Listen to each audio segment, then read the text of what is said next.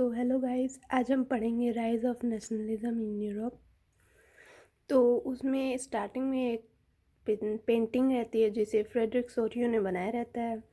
और उस पेंटिंग में ये दर्शाया रहता है कि जितने भी पीपल ऑफ यूरोप अमेरिका के जो मेन और वुमेन जितने भी एजेस और क्लासेस के बिलोंग करते हैं वो स्टैचू ऑफ लिबर्टी से पास करेगा। मतलब उन्हें वो नेशन स्टेट बन चुके हैं। और एक बुक में क्वेश्चन भी टाइप के आ सकते हैं, why was liberty personified as a female figure. तो वो वराइन जैसे वुमेन को सिंबलाइज भी किया जाता है, तो वहाँ की नेशनल सिंबल है फ्रांस का।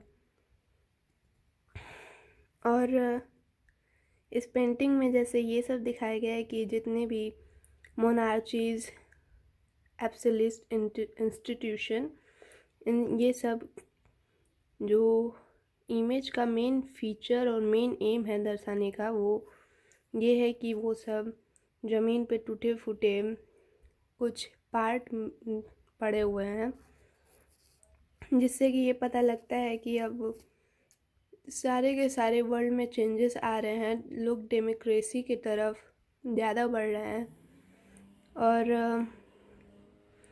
यूनाइटेड स्टेट और स्विट्ज़रलैंड उस स्टैचू से पास कर चुके हैं, तो वो नेशन स्टेट्स बन जाते हैं।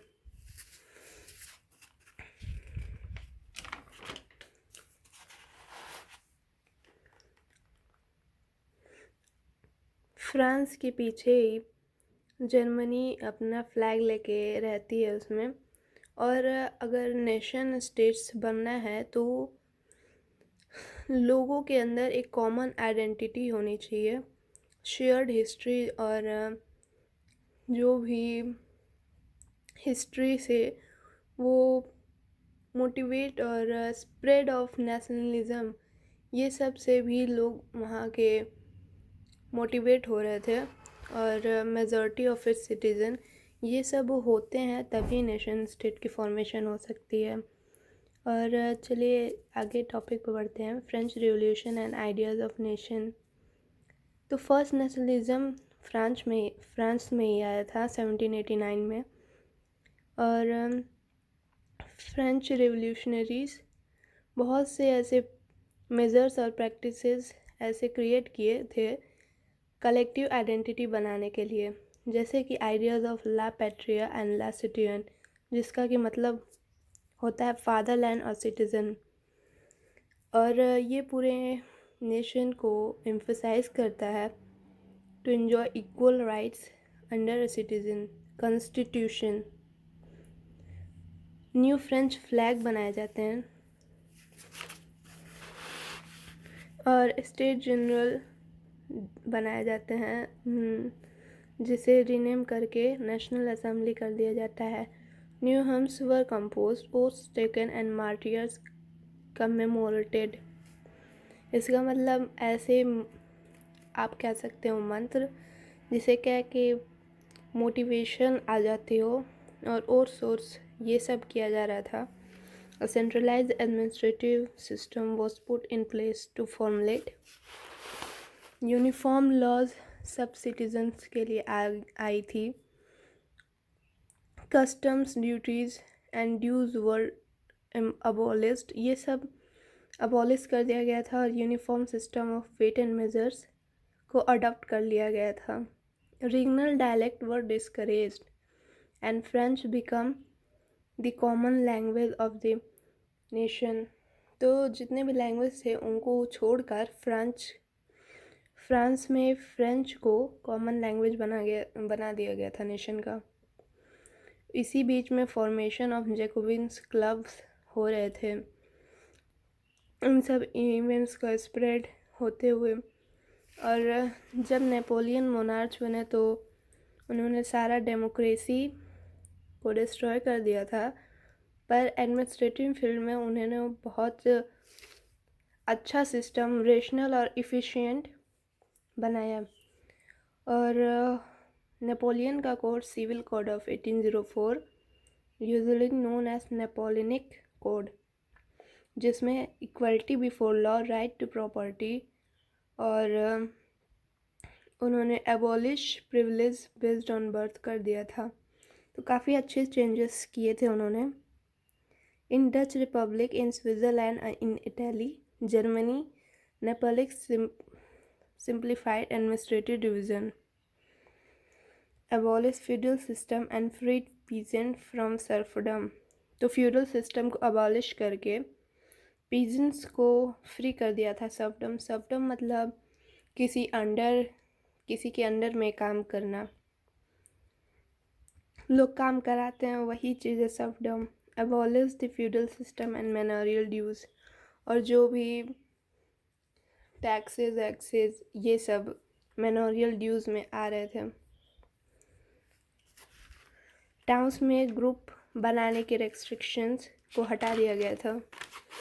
ट्रांसपोर्ट और कम्युनिकेशन सिस्टम इम्प्रूव कर दिए गए थे, और बिजनेसमैन, स्मॉल स्केल प्रोड्यूसर्स को ये रियलाइज़ हो गया था कि यूनिफॉर्म लॉज से और वेट एंड मेजर्स के कॉमन होने से नेशनल करेंसी को बहुत आगे ले जाया जा सकता है। बहुत सी जगह में हॉलैंड, स्विट्ज़रलैंड और ढेर सारी सिटीज़ में फ्रेंच आर्मीज़ को हार्बिंगर्स ऑफ लिबर्टी की तरह वेलकम किया जा रहा था। But new administrative system snatches out the political freedom from the people.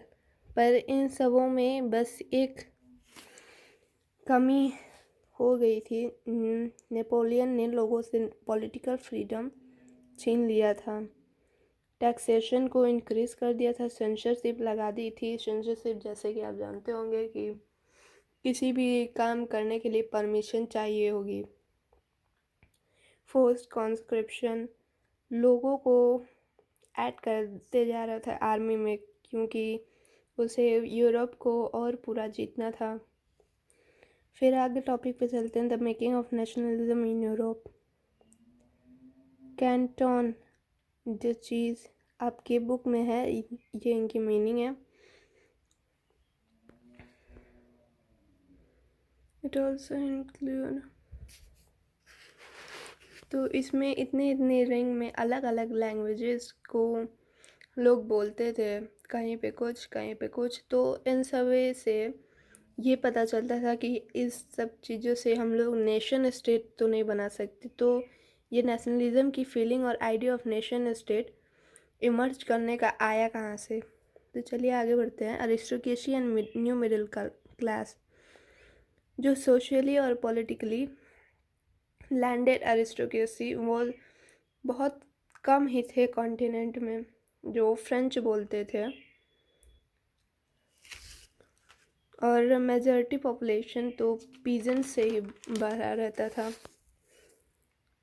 जैसे बीत रहा था तब तक इंडस्ट्रियलाइजेशन इंग्लैंड में शुरू हो गई थी मिड 18th सेंचुरी में, पर फ्रांस और पार्ट्स ऑफ जर्मनी में वो 19th सेंचुरी के शुरुआती में आने लगा था। इससे कि new social groups, working class population हो रहे थे, और इसमें मिडिल क्लास ज़्यादा होते थे, जिसमें कि वो मिडिल क्लास लोग इंडस्ट्रियलिस्ट, बिजनेसमैन और प्रोफेशनल रहते थे। In central and eastern Europe ये लोग बहुत ही कम नंबर में रहते थे टिल 19th सेंचुरी, और इन लोगों के एजुकेटेड और लिबरल आइडियाज़ के गेन करने के बाद ये लोग अरिस्टोक्रेटिक प्रिविलेजेस को अपोज करते थे, और इन सभी चीज़ों में उन्होंने बहुत पॉपुलैरिटी गेन कर ली थी। अब अगला वीडियो कल। तो उम्मीद है आपको वीडियो पसंद आया होगा। Thank you very much. आगे कई लेक्चर्स फॉलो करने के लिए हमें सब्सक्राइब कर लें।